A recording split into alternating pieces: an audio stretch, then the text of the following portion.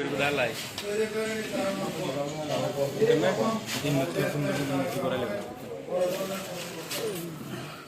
এক বছরে যে 5 আগস্ট এই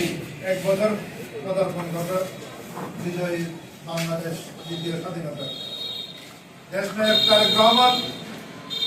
বাংলাদেশের বর্তমান যে কেয়ারটেকার গভর্নমেন্ট আছে, এই কেয়ারটেকার গভর্নমেন্টকে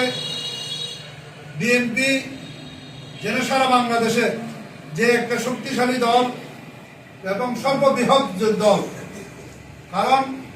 এই বাংলাদেশে এখন অনেক দলের দুই পূর্বের মতো বিভিন্ন দল আবির্ভাব ঘটেছে, যার ধারাবাহিকতায় দেশনায়ক তারেক রহমান 5 আগস্ট সারা বাংলাদেশে একই টানে সারা প্রত্যেকটা উপজেলায় আমাদের সারা বাংলাদেশের প্রতিটা থানায় এবং 300 আসনের মধ্যে প্রতিটা আসনেই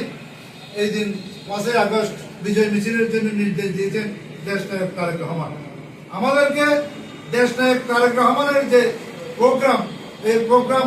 আমাদেরকে মহেশখালীতে সফল করার জন্য মহেশখালী কুতুবদিয়ার যিনি অপরাজিত সৈনিক, মহেশখালী কুতুবদিয়ার সংসদীয় আসনের যিনি বারবার 2018 সালে দেশনায়ক তারেক রহমান যাকে দাঁড়ের শীষ দিয়ে মহেশখালী ব্যালটে দাঁড়ের শীষ এনেছে, তার সেই দেশনায়ক তারেক রহমানের বিশ্বাস সচেতন আলমগীর মোহাম্মদ মাহফুজুল্লাহ ফরিদের যে প্রোগ্রাম, সেটা আমাদেরকে অবশ্যই 5 তারিখ অবশ্যই আমাদেরকে আপনাদের থেকে সবার থেকে এই মিলেমিশে আমাদেরকে সফল করতে হবে, কারণ আমরা প্রায় 30 থেকে 40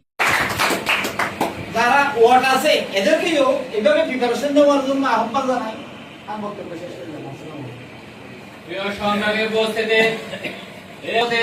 জনাবে বশির আহমদ